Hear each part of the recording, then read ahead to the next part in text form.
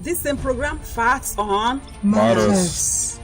You know, we've really talked about a lot of things that has to do with life and spirits and facts on matters.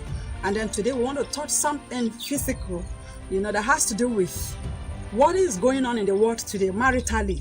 You realize that so many young men, they get into marriage, you know, with one reason or the other in their mind before getting into that marriage, and at the end of the day, you know, they don't see that thing that made them to walk into that marriage. And then these things has, you know, things like that has really caused a lot of marital, you know, shipwreck. So we want to really look at it and see how we can advise our young men to really be themselves before getting into the life of a lady, you know, like that. So the topic of today's talk show is marrying because. What's your reason? What's the reason behind you getting into this relationship? You know, there are so many young men out there that they just, you know, they get married because the lady is beautiful.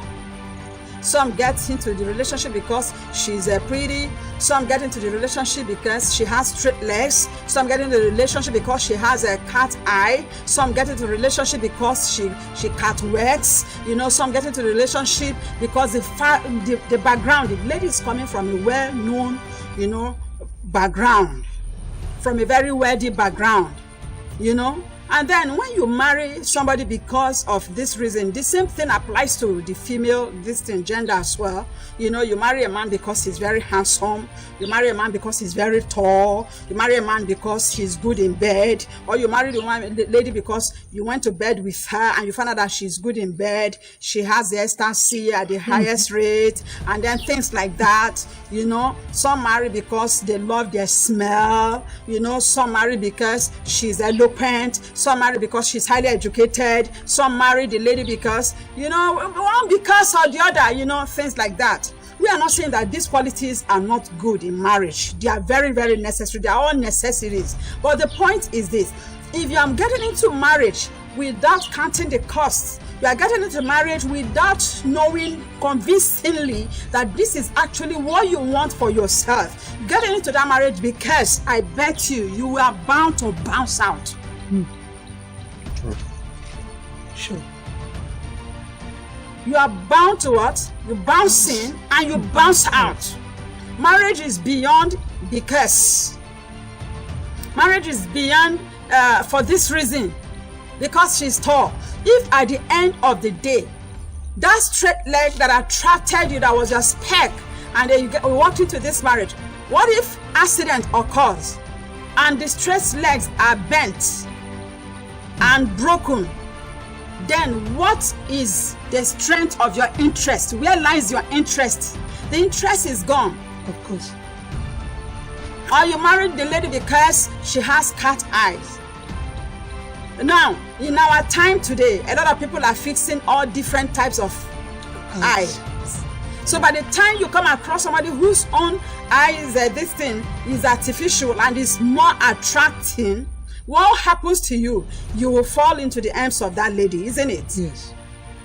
Or you marry because the man, the family of the lady, she's from a very wealthy family, wealthy background.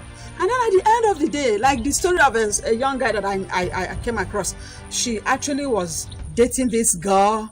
Deep down in his heart, he didn't know that the girl, the father of this lady, you know, was an occultic man. Are you getting it? And you know, most of these occultic people, they take instructions from the occult master. So they got married, and after everything, the first thing the man did was to start sucking and milking this guy.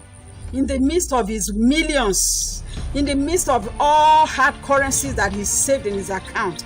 So this guy was like, okay, let me just give. Maybe they want to try my patience or something. So instead of giving, and at a point, he found out that he was the one giving instead of, you know, what he intended getting. You know, eventually something happened. The man kicked bucket and he was happy that they're going to share property. And at the end of the day, no property was shared. So what he got to hear was that in their tradition, ladies are not entitled to anything from the father's house. That is even the lady that's supposed to bring from the husband's family to add to the father's wealth. So frustration setting. So at this point, tell me, what do you think would be the state of this man's life?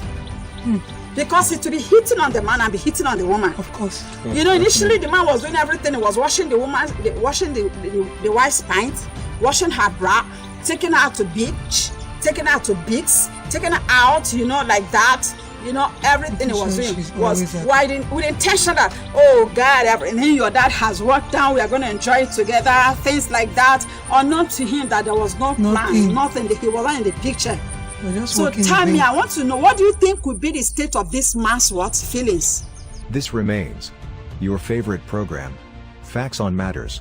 The man will be frustrated, of course. Okay, this is a very interesting topic because to be very honest, the way I see things, marriage is deeper than the deepest ocean. That is how I see it. Of course. So in a situation where a man is marrying because, emphasis on because in quote, you know, maybe you're marrying because of wealth that you feel that you will gain from maybe your wife's father or something. That man is doomed at the end of the day if he doesn't get those things. And where it becomes very scary is because when you think about marriage is a lifetime thing. So I can only imagine the frustration that man is going to go through. As in, it is going to be beyond his own imagination. And the truth of the matter is, it's going to affect everybody.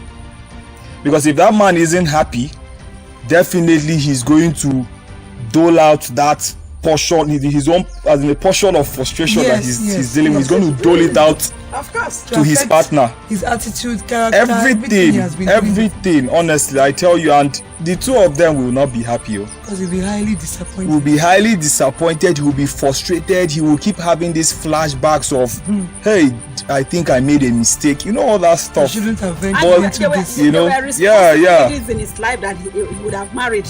You know, so but because of the target of all these buildings, duplex, upstairs, you know, and he will never be poor in his life. He will never be poor in his children life. will keep enjoying it. They will keep enjoying those things, unknown to you that, you know. He had his own plans, but God has. So it is really very important for a man to be optimistic, you know, to think ahead, to think right, true, think up and think straight, you know. Be positive in your thinking. A man made such wealth. What makes you believe that you can't make more than he has made? You know.